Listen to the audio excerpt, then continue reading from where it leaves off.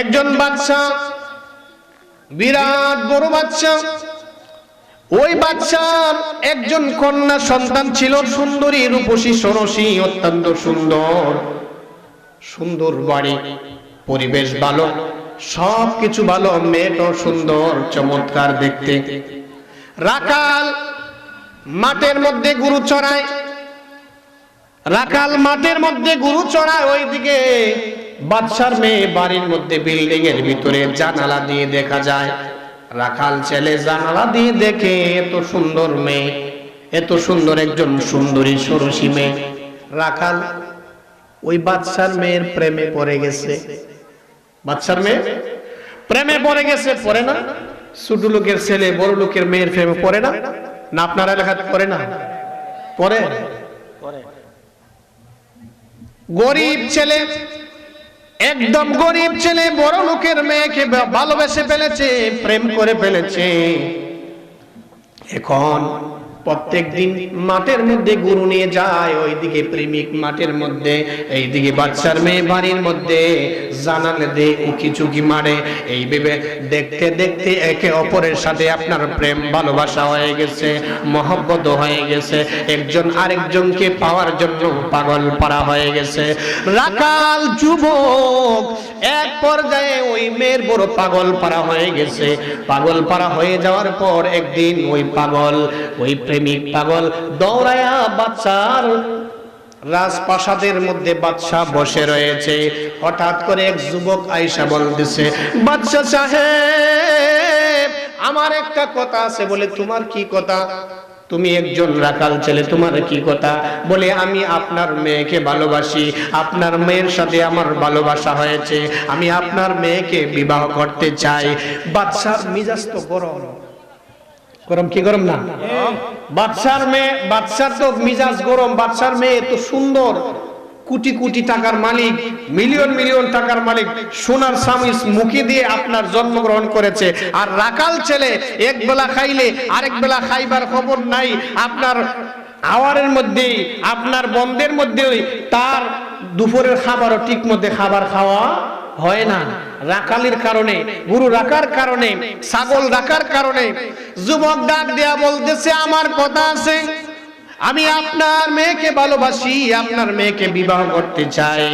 ওই বাদশা ডাক দেয়া বলতেছে, মনে হয় এটা পাগল হয়ে গেছে, আমার দরবার থেকে দূরে সরে দিয়ে দাও। ওই আরেকজন লোক, দুইজন লোক দৌড়ায় গেছে, দুই হাতের মধ্যে টাইনা হেসরাইয়া আপনার ওই বাড়ির থেকে বিদায় করে দিয়ে আপনার দরজা লাগাই দিয়েছে, গেট লাগাই দিয়েছে। যুবক ছেলে মনের কষ্টে আনমনা কেঁদে কেঁদে আপনার বাড়ি চলে গেছে। এমন পাগল হয়েছে, এই পাগলের কথা বলা বড় কঠিন। কেমন পাগল? যারা যুবক আছে তারা জানবে, ঠিক কিনা? যারা একজনের সাথে আরেকজন মহব্বত, প্রেম, ভালোবাসা করেছে তারা বুঝবে ভালোবাসার কেমন টান। একজনকে আরেকজনকে না দেখলে ভালোই লাগে না, একজনে আরেকজনকে না দেখলে ভালো লাগে না, প্রেমিকে প্রেমিককে দেখলে ভালো লাগে।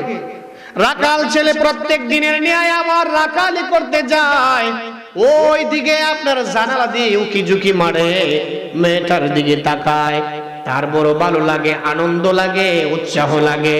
আবার আরেকদিন, তৃতীয় দিন আবার গেলেন, গিয়ে বলতেছে, বাদশা সাহেব আমার একটা কথা আছে। বলে তোমার কি কথা? বলে আমি আপনার মেয়েকে ভালোবেসেছি, আমি আপনার মেয়েকে বিবাহ করতে চাই। বলে এটা আবার আসছে, এই দৌড়াই দাও। কইতো না, কইবনি? আপনারা বলেন না কেন? ওই আবার দুইজন লোক দইরা আমার বাউন্ডারির বাহিরে ফেলে দিয়ে এসেছে, ধাক্কা মেরে ফেলে দিয়েছে। ওইদিকে একটু কেটে গেছে, কাটার রক্ত ঝরঝর করে বলতেছে। আর আকাশের দিকে যুবক ডাক দিয়ে বলছে, আল্লাহ আমার আশা বুঝি তুমি পূরণ করবা না। ও আল্লাহ আমার আশা বুঝি আপনি কবুল করবে না। যখন কোন যুবক কোন যুবতীকে ভালোবাসে তখন সেই নামাজ পড়ে, নামাজের মধ্যে বসে বসে দোয়া করে, আল্লাহ ওই মেয়েটাকে যেন পাই, ওই ছেলেটাকে যেন পাই। করে কি করে না? করে।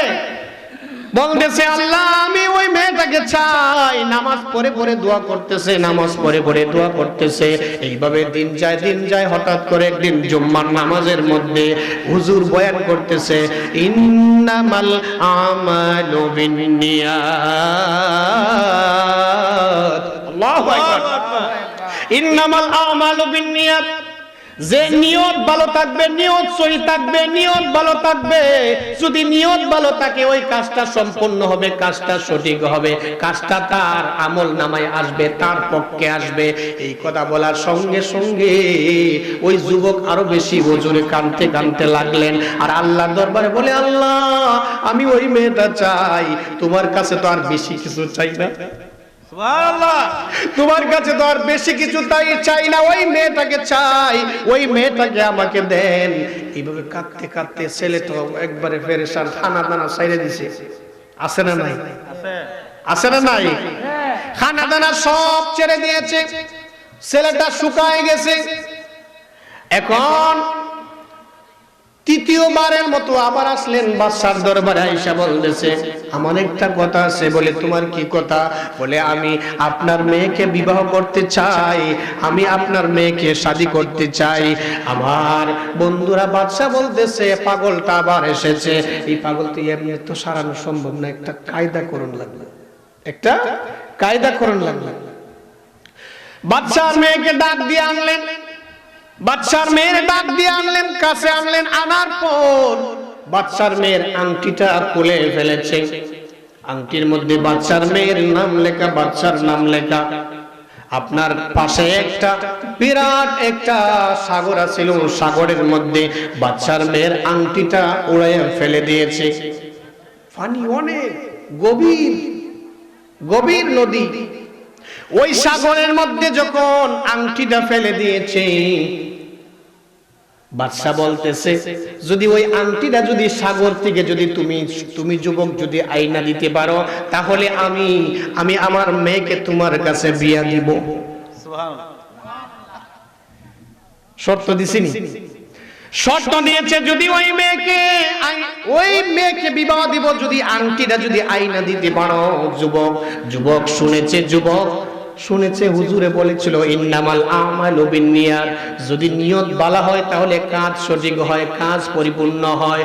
যুবকে বুদ্ধি করলো, আমি পাগল তো পাগলই, ঠিক কি না? পাগল তো পাগলই, পাগলের সাথে তো কোনো কায়দা চলে না, পাগলের মতো করে চলে। এ নামাজও পড়ে না, এ রোজাও রাখে না, এ আপনার চুলমুল আওলায়া রাস্তার মধ্যে হাঁটে। আল্লাহর পাগল যে খাঁটি আশেক, যে আল্লাহর পাগল, যে রাস্তা দিয়ে হাঁটলেও তার ভিতরে আল্লাহ আল্লাহ জিকির থাকে, সবসময় আল্লাহ আল্লাহ জিকির থাকে। ওই পাগল যুবক দৌড়ায়া বাড়ির মধ্যে চলে গেছে, কোনো কথা বললেন না, কোনো মানুষের সাথে কোনো কথা বললেন না। পাগল যুবক দৌড়ায়া চলে গেলেন বাড়িতে গিয়ে আপনার বাড়ির মধ্যে একটা বালতি ছিল, বালতি লইয়া পাগলে শুরু করে দিছে পাগলের কাজ। বালতি লইয়া গেছে সাগর, শীত চালাইতো, বালতি লয়ে গেছে পাগলে, বালতি লয়ে গেছে সাগর শুকাই লাইবে, সাগর শুকাইয়া আংটি পাইবে, এটা তার নিয়ত যে আংটি পাইবে। আমার বন্ধুরা, বাবাজিরা রে, সাদেকপুরের বন্ধুরা, ওই পাগল যখন আপনার বালতিটা যখন আপনার পানি যখন সিঁচতে শুরু করলো, পানি সিঁচতে সিঁচতে আপনার এই দিকে পানি সিঁচে আর বলে, ইন্নামাল আমালু বিন্নিয়াত, বলে সুবহানাল্লাহ। এক বালতি পানি ফালায় আর বলে, ইন্নামাল আমালু বিন্নিয়াত। এটা এর ফরা হয়ে গেছে, সবকিছু বাদ দিয়ে ইন্নামাল আমালু বিন্নিয়াত, এক পানি ফালায় আর ইন্নামাল আমালু বিন্নিয়াত বলে। বলতে পাগলা পানি সিঁচতে আছে, পানি সিঁচতে আছে। একদিন, 2 দিন, 3 দিন হলো, খানা নাই, ঘুম নাই, কিছুই নাই। আপনার কেমন হবে? যে পাগল সে বুঝে পাগলের অবস্থা ঠিক কিনা, পাগলের অবস্থা বুঝে।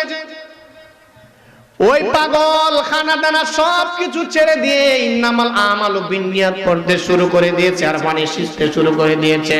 আমার আল্লাহ জিব্রাইলকে ডাক দিয়ে বলে, জিব্রাইল, ও জিব্রাইল, তাড়াতাড়ি এক কাজ করো, তুমি গিয়ে ওই সাগরের ভিতরে যে বড় বড় মাছ আছে ওই মাছের কানে কানে গিয়ে বলে দাও তারা যেন ওই সাগরের ভিতর থেকে যেন আংটিটা যেন তারা ওই পাগলার হাতে পৌঁছাই দেয়। সুবহানাল্লাহ। আন্না যদি আজকে যদি ওই হাদিস যদি বেতা হয়ে যায়, আমার বন্ধুর হাদিস যদি মিথ্যা হয়ে যায়, তাহলে দুনিয়ার মানুষ প্রমাণিত হবে হাদিস মিথ্যা। দুনিয়ার মানুষ বুঝবে হাদিস মিথ্যা। আমি আমার বন্ধুর হাদিস মিথ্যা যাইতে দেব না। ওই সাগরের বড় বড় মাছকে গিয়ে বলো আংটিটা যেখানে থাকুক না কেন তারা যেন ওই পাগলার হাতনি পৌঁছাই দেয়। ওই সাগরের তলে যত বল মাছ ছিল সকল বল মাছ, শৈল মাছ আপনার লাইন ধরে আপনার সাগরের মধ্যে কুঁচতে শুরু করলো। আপনার মাটিগুলি আপনার উল্লাইতে আপনার মাটিগুলি টুকাইতে হঠাৎ করে এক বল মাছের মুখের মধ্যে আংটিটা আপনার ধরা খেয়েছে। বল মাছ কি করলো, আংটিটা নিয়ে ওই যে ইন্নামাল আমালু বিন্নিয়াত পাগলায় পড়েছিল ওই পাগলার বালতির ভিতরে নিয়ে ছেড়ে দিয়েছে। আর যখন পাগলায় বালতির ভিতরে ছেড়ে দিয়েছে, বালতির ভিতরে যখন ছাড়লো, পাগলায় যখন বালতি এইভাবে ইন্নামাল আমালু বিন্নিয়াত বলে উজানে পানি ফালাইছে, ওই দুর্বার মধ্যে আংটিটা গিয়ে আপনার জলমল করতেছে। সুবহানাল্লাহ। নারায়ে তাকবীর, আল্লাহু নারায়ে রিসালাত, আহলে সুন্নাত ওয়াল জামাত জিন্দাবাদ জিন্দাবাদ। পাগলায় যেই পাগল আংটিটা গিয়ে জলমল করতেছে দুর্বার মধ্যে, দৌড়ে গিয়ে ফলে পাইছি রে আমার হারানো ধন গড় লয়েছে। সুবহানাল্লাহ। আমার হারানো ধন গড় লয়েছে। ওই যুবক আপনার আংটি হাতের মধ্যে নিয়ে আপনার শরীরের মধ্যে আপনার ভিজা, সারা শরীর ভিজা, কারণ সে পানি সিঁচতে ছিল। দৌড়ায়া বাদশার দরবারে দৌড়ায়া চলে গেছে। দৌড়ায়া গিয়া বলতেছে, বাদশা সাহেব আমার একটা কথা আছে। বলে তোমার কি কথা? বলে আমি আপনার মেয়ের আংটি নিয়ে এসেছি। যদি বলি সুবহানাল্লাহ, নারায়ে তাকবীর, আল্লাহু আকবার, নারায়ে রিসালাত, ইয়া রাসূলুল্লাহ, আহলে সুন্নাত ওয়াল জামাত জিন্দাবাদ, হযরত মাওলানা ডাক্তার হাবিবুল্লাহ বেলালী সাহেব জিন্দাবাদ। বাদশা সাহেব আমার একটা কথা আছে, নেন আংটি নিয়ে এসেছি। বলে কি করি? পাশে যে বড় উজির আছে কি করি? একজন দেখো তো। দৌড়ায় একজন কাছে গিয়ে আংটি নিয়ে আসছেন। বাদশার কাছে যখন আংটি নিয়ে আসলেন, আংটি নিয়ে আসার পর বাদশা তো এটা যাচাই বাছাই করবে, এমনি দিলাইব মেয়ে বিয়া। দেখতেছে দুই আংটি না নকল আংটি না বালা আংটি, দেখতেছে উল্টায়া দেখে এটার পিছন দিকে মেয়ের নাম লেখা, বাদশার নাম লেখা, এবং যে আংটি উড়াইয়া ফালাইছিল এই আংটি জুড়ে বলি না সুবহানাল্লাহ। বাদশা ডাক দিয়া বলে, এটা তো সাধারণ যুবক না রে, সাধারণ যুবক না রে, এই যুবক তো বড় আসল যুবক। ওই যুবককে আমি চাই যে আংটি আমি সাগরের মধ্যে ফেলে দিয়েছি, এই আংটি আইনা আমাকে ফেরত দিয়েছে। ওই যুবক তো সাধারণ যুবক না, ওই যুবককে আমি হারাইতে চাই না। ওই যুবককে তাড়াতাড়ি গোসল করাও, তাড়াতাড়ি মাথার চুলগুলি সুন্দর করো, তাড়াতাড়ি তার সুন্দর জামা কাপড় পরে দাও। আমি এখনই আমার মেয়েকে ওই যুবকের কাছে বিয়া দিব। সুবহানাল্লাহ। সঙ্গে সঙ্গে ওই মেয়েকে ওই যুবকের সাথে বিয়ে দিয়েছে। কেন দিয়েছে জানেন? কারণ সে সত্যবাদী যুবক। কি যুবক? সে সত্যবাদী যুবক, সে মিথ্যা বলে না, তার প্রেম সত্য। আর যদি প্রেম যদি আপনার সত্য হয়, আপনার ইহজগতেও আপনার কল্যাণ, পরজগতেও কল্যাণ। প্রেমের বিশ্বে দর্শে গো যারে, কি করিবে ও যায় তারে গো বিশ্বে পরাণ যায়, প্রেমের বিশ্বে পরাণ যায় গো, প্রেমের বিশ্বে দর্শে গো যারে, কি করিবে ও যায় তারে গো বিশ্বে পরাণ যায়, প্রেমের বিশ্বে পরাণ যায় গো।